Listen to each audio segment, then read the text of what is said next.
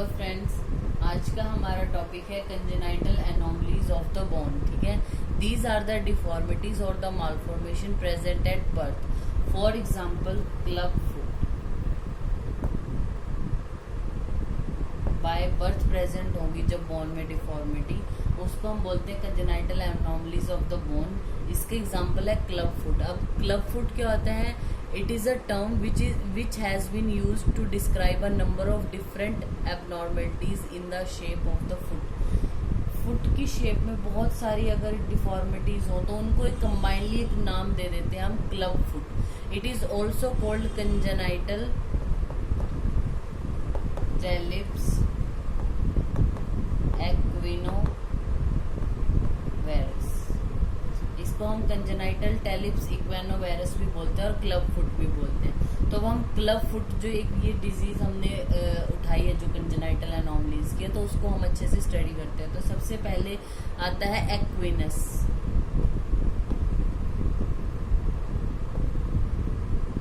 एक्विनस क्या होता है? It is a deformity where the foot is fixed in plantar flexion. अब ये क्या है? हमारा हम जैसे अपने ये हमारा फुट है सपोज, तो उसको हम इस नीचे की ओर करते हैं, दैट इज प्लेंटर फ्लेक्शन। ठीक है, तो इसमें जो फुट है हमारा इसी पोजीशन में फिक्स हो जाता है, इसको हम बोलते हैं एक्विनस। फिर आता है हमारा सेकंड कैल्केनियस या कैल्केनस, यानी कैल्केनस हम जो ये हमारी जो ये हील की जो बोन है कैल्केनियम, उसके लिए बोला गया। कैल्केनस का मतलब क्या होता है? इसमें जो फुट है हमारा is fixed in dorsiflexion. हमारा फुट जो है वो इस तरीके से ऊपर की ओर डॉर्सी फ्लेक्शन में फिक्स हो जाता है। फिर उसके बाद नेक्स्ट आती है वेरस।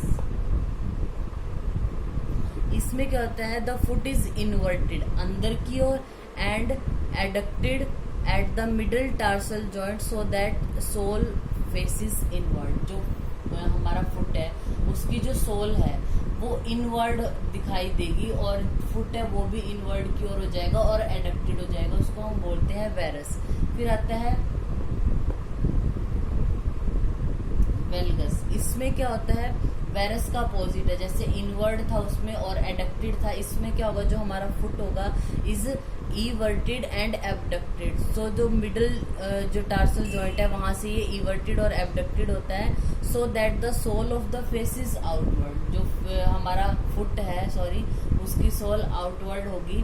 फिर नेक्स्ट आता है हमारा प्लेनस। प्लेनस मतलब प्लेन होगा। हम जैसे हमें पता है जब हम फुट रखते हैं तो हमारे नॉर्मली फुट में क्या होती है? नीचे आर्क होती है इस तरीके से, लेकिन जब वो आर्क ना हो यानी लॉन्गिट्यूडनल आर्क है जो वो फ्लैट हो जाए, तब हम उसको बोलते हैं प्लेनस। ठीक है, फिर आते हैं इसके कॉजेज क्या हैं। कॉजेज इसके कहा गया है कि कुछ थ्योरीज है इसके लिए। इडियोपैथिक बताया वैसे तो कि कोई रीजन नहीं जानते इसका, लेकिन कुछ थ्योरीज दी गई है इसके लिए, जैसे कि इंट्रा जो हमारा यूट्राइन प्रेशर है अगर वो रेज हो जाए और बेबी का जो फुट है against the wall of the uterus अगर फोर्स लगाता है तो कई बार उसकी वजह से हो सकता है।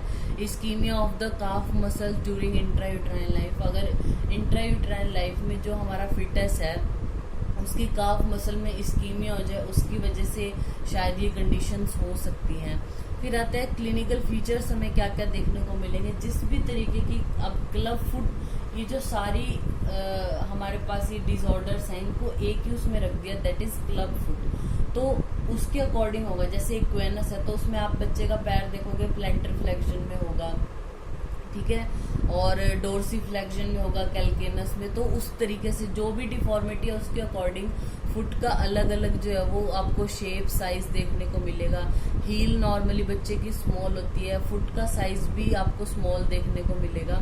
ठीक है, फिर आती है इन्वेस्टिगेशंस, हम क्या करा सकते हैं, जैसे जो बच्चा उसका एक्सरे कराना है, एमआरआई करा सकते हैं। फिर आता है हमारा ट्रीटमेंट। ट्रीटमेंट क्या है इसका? नॉन ऑपरेटिव मेथड्स में तो क्या आता है, जैसे ही पता चलता है या बेबी का बर्थ होता है उसके बाद उसकी अच्छे से एग्जामिनेशन करने पर पता चलता है कि उसको क्लब फुट है, तो उसको मैनिपुलेशन करना है। मैनिपुलेशन और स्ट्रैपिंग करनी है, जैसे जो प्लास्टर कास्ट होती है उससे करेक्ट कर सकते हैं या फिर स्प्लिंट बांध के उसको करेक्ट कर देना है। क्योंकि अगर वो बाय बर्थ ही अगर आप देख लेते हो और उस डिफॉर्मिटी को ठीक करने की कोशिश करते हो जो नॉन सर्जिकल मेथड है या नॉन ऑपरेटिव मेथड है उनसे, तो ठीक हो सकता है। लेकिन अगर उस टाइम पे ध्यान नहीं देते या फिर नहीं ट्रीट किया तो कुछ टाइम बाद हमें जो है वो बच्चा है जो उसकी सर्जरी परफॉर्म करनी पड़ती है, ठीक है।